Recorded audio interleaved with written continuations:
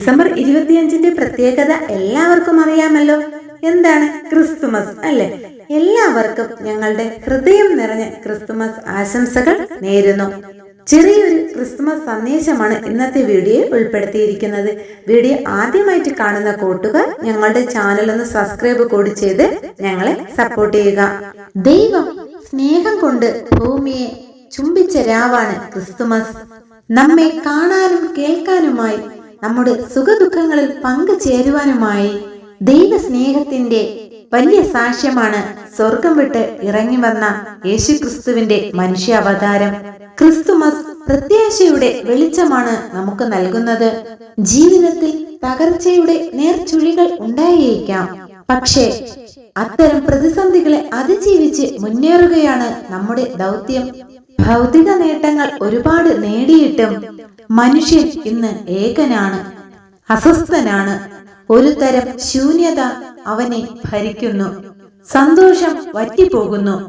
ജീവിതത്തിൽ നിരാശയുടെ കാർമേഘം പടരുമ്പോൾ ദൈവം നമുക്ക് കൂട്ടിനുണ്ട് എന്നുള്ള ഓർമ്മപ്പെടുത്തലാണ് ഓരോ ക്രിസ്തുമസും. ആരുമില്ലാത്തവർക്ക്, ഹൃദയം തകർന്നവർക്ക്, നിരാശയിൽ കഴിയുന്നവർക്ക്, പരാജയങ്ങൾ ഏറ്റുവാങ്ങുന്നവർക്ക്, സമൂഹത്തിന്റെ പിന്നാമ്പുറങ്ങളിൽ കഴിയുന്നവർക്ക് ഈ ക്രിസ്തുമസിനെ കൊടുക്കാവുന്ന അമൂല്യമായ സമ്മാനം നാം അവർക്ക് തുണയായി ഉണ്ടാകും എന്നുള്ള ആശംസയാണ്. ക്രിസ്തുമസിനെ കൈമാറുന്ന മറ്റ് സമ്മാനങ്ങളൊക്കെ ഈ ആശംസയുടെ ഉറപ്പ് മാത്രമാണ്. കാലിത്തൊഴുത്തിൽ ഉണ്ണിയേശു പിറന്നപ്പോൾ മാലാഹമാർ പാടിയത് അത്യുന്നതങ്ങളിൽ ദൈവത്തിന് മഹത്വം, ഭൂമിയിൽ സന്മനസ്സുള്ളവർക്ക് സമാധാനം എന്നാണ്. ലോകത്തിന് മുഴുവൻ സമാധാനത്തിന്റെയും പ്രത്യാശയുടെയും ആശംസയുമായാണ് ക്രിസ്തു പിറന്നത്. യേശുക്രിസ്തുവിന്റെ പാവനമായ പിറവിക്ക് സാക്ഷ്യം വഹിച്ചവളാണ് ഭൂമി. ആ ഭൂമി അവിരാമം, അസഖ്യം മനുഷ്യപ്പിറവികൾ സംഭവിച്ചു കൊണ്ടിരിക്കുന്നു. പരമമായ അർത്ഥത്തിൽ ഓരോ പിറവിയും ഓരോ തിരുപ്പിറവിയാണ്. ഭൂമിയിലെ ഓരോ ജന്മവും ചരിത്ര നിയോഗം പേറുന്നുണ്ട്. ദൈവത്തിൽ മനുഷ്യനിലുള്ള വിശ്വാസം നഷ്ടപ്പെട്ടിട്ടില്ല എന്ന സന്ദേശമാണ് പിറന്നു വീഴുന്ന ഓരോ കുഞ്ഞും ഉദ്ഘോഷിക്കുന്നത് എന്നാണ് രവീന്ദ്രനാഥ് ടാഗോർ പറഞ്ഞിട്ടുള്ളത്. ദൈവത്തിന്റെ പ്രതീക്ഷയുടെ കയ്യൊപ്പുമായാണ് ഓരോ കുഞ്ഞും ഈ ഭൂമിയിൽ പിറന്നു വീഴുന്നത്. മനുഷ്യരാശിക്ക് ലഭിക്കുന്ന പ്രതീക്ഷയാണ് നമ്മുടെ ഓരോരുത്തരുടെയും ജന്മം. ദൈവാലയത്തെക്കാൾ വലിയവനെ മുൻനിർത്തിയുള്ള ആരാധനയുടെയും സ്തുതിപ്പിന്റെയും ലോകം രൂപപ്പെട്ടു തുടങ്ങിയത് ഒരു ക്രിസ്തുമസ് രാവിലാണ്. എനിക്ക് ക്രിസ്തു കാരുണ്യത്തിലേക്കുള്ള വഴിയും വാതിലുമാണ്. പ്രശസ്ത നിരൂപകനായിരുന്ന KP അപ്പന്റെ വാക്കുകളാണിത്. സകല ജനതകൾക്കും വേണ്ടിയുള്ള സന്തോഷത്തിന്റെ സദ്വാർത്തയുമായാണ് യേശു ക്രിസ്തു പിറന്നത്. അതുകൊണ്ട് തന്നെ ക്രിസ്തുമസ് എല്ലാ മനുഷ്യർക്കുമുള്ള സന്തോഷത്തിന്റെ ദിവസമാണ്. ക്രിസ്തുമസ് മതസൗഹാർദ്ദത്തിന്റെ തിരുനാൾ കൂടിയാണ്. നാനാജാതി മതസ്ഥരും നക്ഷത്രങ്ങൾ തൂക്കിയും കരോൾ ഗാനങ്ങൾ പാടിയും പുൽക്കൂട് ഉണ്ടാക്കിയും ക്രിസ്തുമസ് ആഘോഷിക്കുമ്പോൾ മനുഷ്യവർഗം ഒന്നാണ് എന്ന വിശാലമായൊരു കാഴ്ചപ്പാടിലേക്കാണ് നാം എത്തിച്ചേരുന്നത്.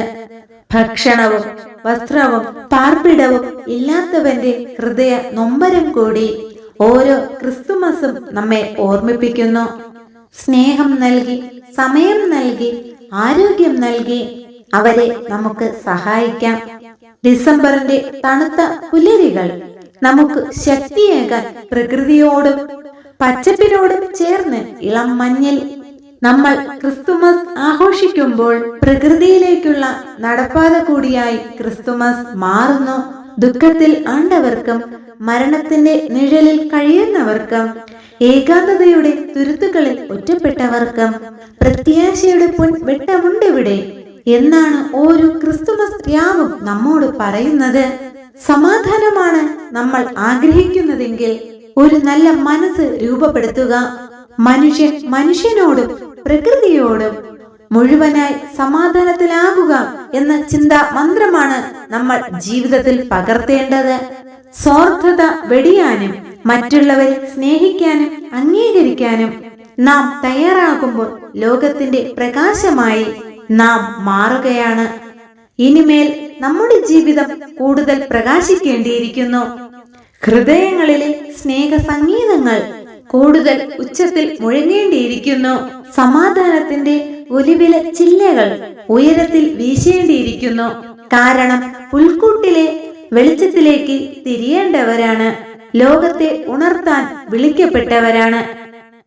എല്ലാവർക്കും ഒരിക്കൽ കൂടി ഞങ്ങളുടെ ക്രിസ്തുമസ്